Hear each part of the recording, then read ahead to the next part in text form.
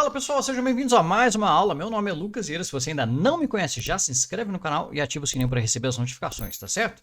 No vídeo de hoje eu vou te mostrar te falar três dicas para você usar e melhorar os seus dashboards, e são dicas fáceis de serem aplicadas, tá certo? Então, imagina o seguinte cenário: você tem aqui o seu dashboard e como que você pode melhorar a experiência aí de quem está utilizando, de quem está analisando seus dados. Primeira dica que eu te dou é utilizar o que a gente chama de segmentações de dados para disponibilizar para o usuário, né, as opções de fazer os determinados filtros que ele quer fazer na sua análise. Então, você vai ter um dashboard com vários gráficos ou apenas um gráfico, mas você precisa dar a opção de quem está lendo os seus dados, né, de analisar conforme ele vai transitando ali entre a sua análise. E aí você pode fazer isso tanto com a segmentação de dados de itens, quanto a linha do tempo também, que nós temos aqui a timeline, né? A linha do tempo, que funciona da mesma maneira para você filtrar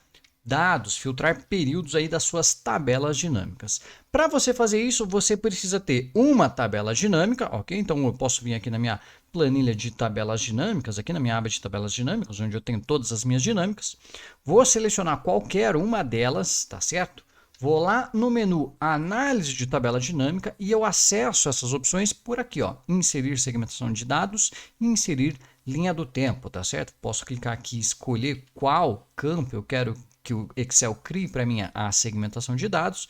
Por exemplo, tipo de entrega, vou dar um OK, ele vai me dar todas as opções aqui de tipo de entrega, tá certo?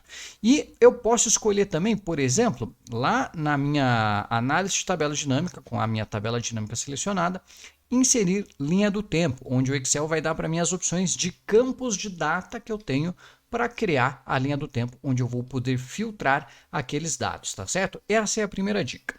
Segunda dica, olha só. Mantenha o dashboard em uma área específica para o dashboard, em uma planilha específica para o dashboard. E não mescle, digamos assim, a sua fonte de dados com o seu gráfico. Por exemplo, aqui, vamos supor que eu estivesse aqui apresentando os pedidos entregues aqui no prazo. Poderia até ter aqui as minhas segmentações de dados, vou trazer para cá, ó, só para a gente ver.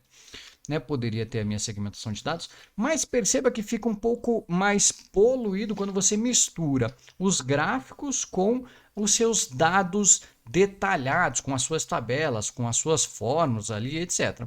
Né? Funciona, aqui o gráfico apresenta os dados, a segmentação de dados está filtrando a planilha ali, está filtrando o gráfico, mas perceba que eu não tenho uma área específica para o meu dashboard. Eu tenho aqui um gráfico apenas, né? Vamos supor que aqui tivesse meu dashboard.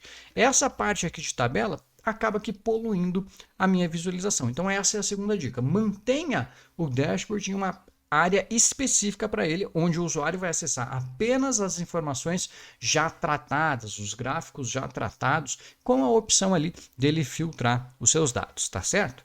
E a terceira dica que eu te dou é, se possível, deixe uma funcionalidade para que essa carinha aqui do Excel suma. Então tem uma opção que você pode colocar aqui para apresentar em tela cheia, que acaba aparecendo como se fosse um aplicativo para quem está enxergando. Então aqui eu saí daquele ambiente, digamos assim, com a carinha do Excel, e eu acabo que eu tenho agora um painel aqui de visualização de dados, onde eu posso sair filtrando aqui os meus dados e fazer os meus controles, as minhas análises diárias aqui, utilizando a segmentação de dados, tá certo? Essa seria a terceira dica. Sempre que possível, deixe todo o seu dashboard no tamanho ideal aí para apresentar em tela cheia. E isso daqui você consegue fazer, eu vou deixar o link aqui, ó, da descrição de uma outra aula aqui do YouTube, que você aprende a fazer esse botãozinho aqui tranquilamente, tá certo? É bastante fácil de fazer isso daqui, tá bom?